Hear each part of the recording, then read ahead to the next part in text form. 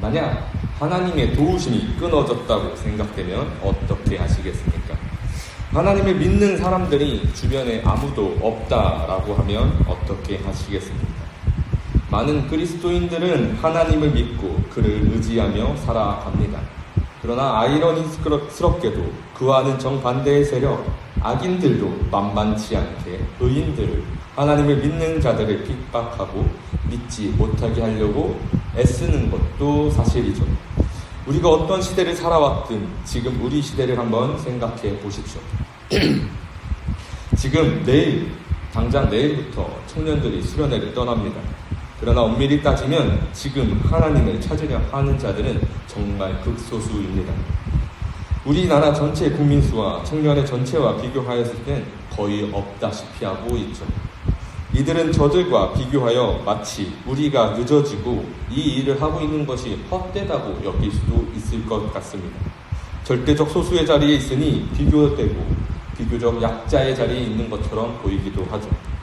그래서 이 시대는 마치 저 다윗의 시대와 같이 패역한 시대여서 하나님을 찾는 자가 없고 경건한 자들도 끊어지고 있는 시대라고도 생각할 수 있습니다. 그러면 오늘 여기서 다윗의 기도를 통해서 우리는 그 해답을 찾을 수도 있을 것입니다. 지금 세상은 거짓으로 팽배합니다. 내가 잘되기 위해서 아첨하는 것이 당연하며 승진을 위해서 누군가의 뒤를 쳐서 무너뜨리는 것도 당연합니다. 지금 시대는 그야말로 비열함이 넘쳐 흐르는 시대입니다. 오늘 8절에서 비열함이 인생 중에 높임을 받는 때에 악인들이 곳곳에서 날뛰는도다. 우리 시대와 맞는 이야기를 하고 있는 것 같습니다. 성공이라는, 그것도 물질주의적 성공이라는 돈과 명예에 집착하는 성공만을 위해서 수단과 방법을 가리지 않는 것이 너무나도 당연한 시대가 되었습니다. 그렇게 자신들의 유익을 위해서 거짓을 말하고 자신은 두 마음을 품고 살아가고 있는 시대가 되었죠. 시편 2편, 오늘 본문 2절의 말씀 함께 읽겠습니다. 그들이 이웃에게 각기 거짓을 말하며 아첨하는 입술과 두 마음으로 말하는도다. 여기서 말하는 두 마음은 혼란스러운 상황이며 자기조차도 혼란스러워하고 있는 그 상황을 말하고 있습니다. 자신이 무엇을 말하는지조차도 모르겠죠. 존경하지 않으면서 존경하는 척, 지키지도 않을 약속을 남발하는 것으로 상사의 권력가의 마음을 얻기 위해서만 노력하니 허무함이 넘치는, 그 여전히 물질만을 바라고 돈을 구하며 그 앞에 엎드리고 있는 사람들을 볼 수 있습니다.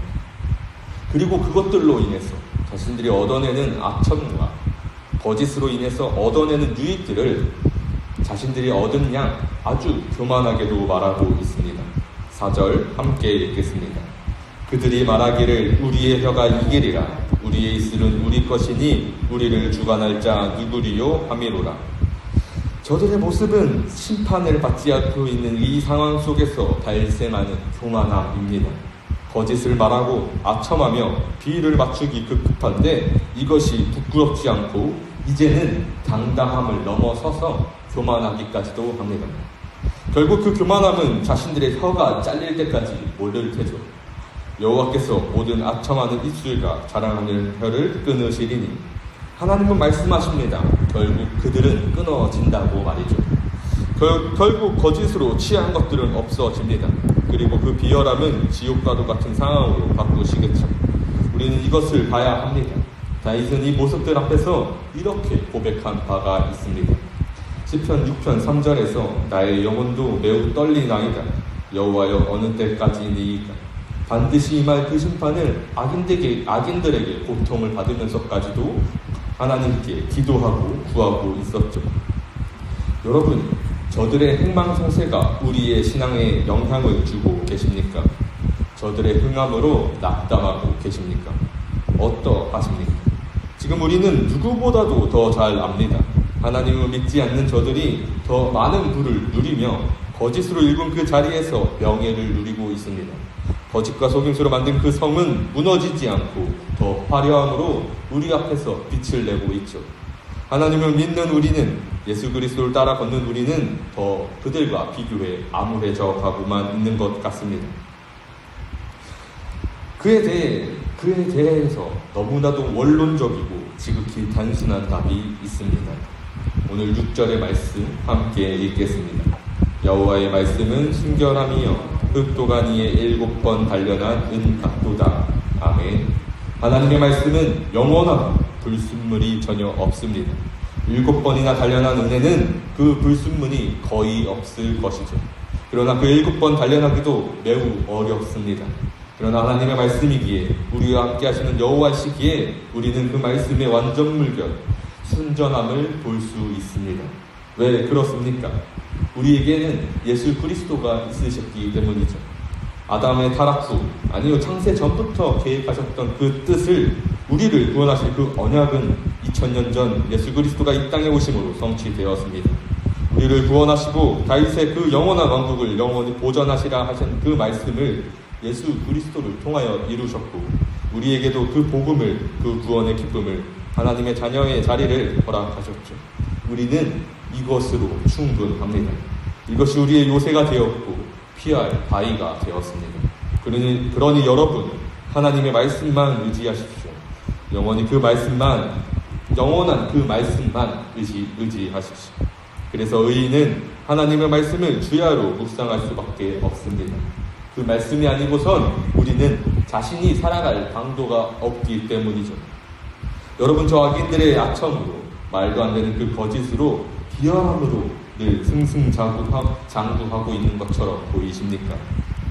여러분, 그들은 망합니다. 그들의 혀를 끊으시고 그들의 팔을 꺾으시며 그들을 멸하시는 것이 하나님입니다. 하나님은 악을 미워하시고 의를 사랑하시기 때문이죠. 여러분, 하나님의 말씀은 이러합니다. 5절 함께 읽겠습니다. 여호와의 말씀에 가련한 자들의 눌림과 궁핍한 자들의 단식으로 말미암아 내가 이제 일어나 그가 원하는 안전한 지대에 두리라 하시도다. 그리고 이 말씀을 영원 불멸하여서 우리는 이 말씀만 붙잡으면 승리할 것이죠.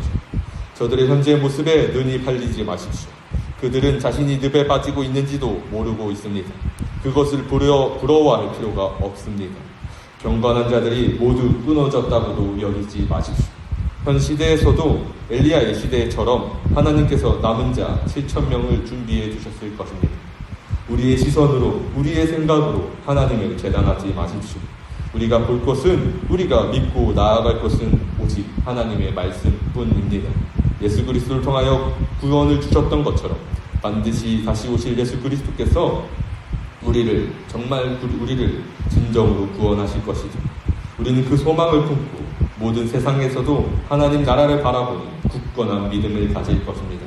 그러니 여러분, 주야로 하나님의 말씀을 묵상하십시오. 저 거짓된 세상 속에서 그 말씀을 붙잡으십시오. 그래서 이 거짓과 불의가 가득한 세상에서 오직 하나님의 말씀으로 승리하시는 저와 여러분이 되기를 주님의 이름으로 소망합니다. 잠시 기도하겠습니다.